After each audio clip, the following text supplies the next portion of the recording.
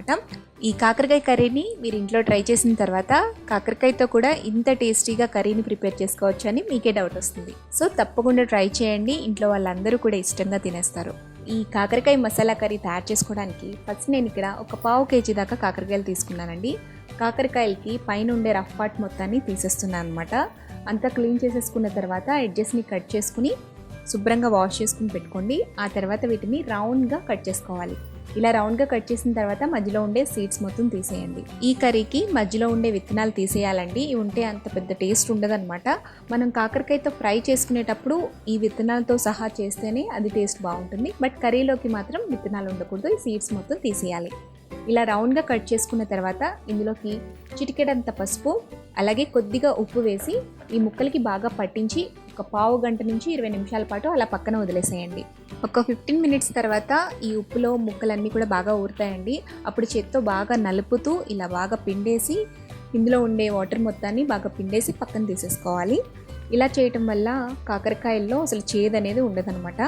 లేదు చేదు తినాలి అనుకుంటే మాత్రం ఈ ప్రాసెస్ని స్కిప్ చేసేయండి. జనరల్గా పిల్లలు చేదు తినడానికి ఇష్టపడరు కదండి, సో ఈ ప్రాసెస్లో చేస్తే పిల్లలు కూడా ఇష్టంగా తినేస్తారు. ఈ ముక్కల్ని ఇప్పుడు పక్కన పెట్టేసుకుందామండి. ఇప్పుడు మసాలా ప్రిపేర్ చేసుకోవడానికి స్టవ్ మీద ఒక కడాయి పెట్టుకుని అందులోకి 2 టేబుల్ స్పూన్స్ వేరుశెనగ గుళ్ళు వేసి కొంచెం దోరగా ఫ్రై చేయండి. లో ఫ్లేమ్లో లైట్గా వేగిన తర్వాత ఇందులోకి 1 టేబుల్ స్పూన్ దాకా చిన్న ముక్కలుగా కట్ చేసుకున్న ఎండు కొబ్బరిని కూడా వేసి ఒకసారి కలుపుకోండి. ఆ తర్వాత 1 టీ స్పూన్ దాకా ధనియాలు, 1/2 టీ స్పూన్ జీలకర్ర వేయండి. వీటన్నిటిని కూడా 1 నిమిషం పాటు లో ఫ్లేమ్లో ఫ్రై చేసుకోండి. ఆ తర్వాత ఇందులోకి ఫైనల్గా 1 టేబుల్ స్పూన్ దాకా నువ్వులను వేసుకుని ఫ్రై చేసుకోవాలి. నువ్వులు వేసిన తర్వాత ఎక్కువసేపు ఫ్రై చేయకూడదండి, జస్ట్ 1 నిమిషం పాటు చిటపడానంత వరకు ఉంచి ఆ తర్వాత స్టవ్ ఆఫ్ చేసేసుకుని ఈ కడాయిని పక్కకు దించేసుకోండి. ఈ దినుసులన్నీ కూడా పూర్తిగా చల్లారనిచ్చిన తర్వాత వీటిని మిక్సీ జార్లోకి ట్రాన్స్ఫర్ చేసుకుని అందులో 4 లేదా 5 వెల్లుల్లి రెబ్బలు అలాగే ఒక చిన్న నిమ్మకాయ సైజ్ అంతా చింతపండుని తీసుకుని యాడ్ చేసుకోండి.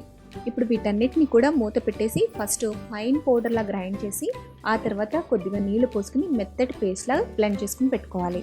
ఇలా వీలైనంత మెత్తగా మసాలా పేస్ట్ని బ్లెండ్ చేసుకున్న తర్వాత పక్కన పెట్టుకుందాము. ఇప్పుడు స్టవ్ మీద కడాయిని పెట్టుకుని అందులో 3 లేదా 4 టేబుల్ స్పూన్స్ దాకా ఆయిల్ వేసుకోండి. ఆయిల్ హీట్ అయిన తర్వాత మనం బాగా పిండి పక్కన పెట్టుకున్న కాకరకాయ ముక్కలన్నింటినీ కూడా ఈ ఆయిల్లో వేసి బాగా ఫ్రై చేసుకోవాలండి. ఈ ముక్కలన్నీ కూడా కొంచెం క్రిస్పీగా అవ్వాలన్నమాట. అంతవరకు కూడా లో టు మీడియం ఫ్లేమ్లో మంటని అడ్జస్ట్ చేసుకుంటూ చక్కగా ఫ్రై చేసుకోండి. ఇలా కొంచెం గోల్డెన్ కలర్లోకి వచ్చి లైట్గా క్రిస్పీగా అయిన తర్వాత ఈ ముక్కలన్నింటినీ కూడా ఒక ప్లేట్లోకి తీసుకుని పెట్టుకోండి.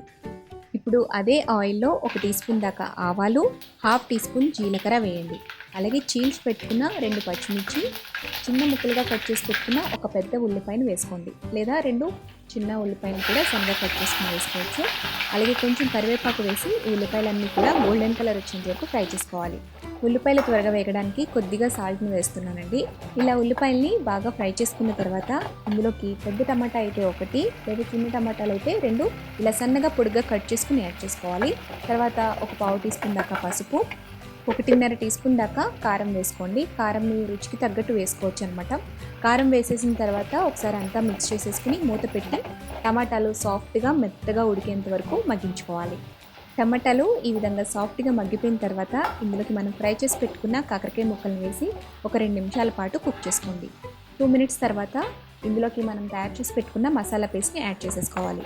ఈ మిక్సీ జార్లోనే గ్రేవీకి తగ్గట్టుగా వాటర్ని యాడ్ చేసేసుకుని ఇందులోకి ఉంచేసుకోండి.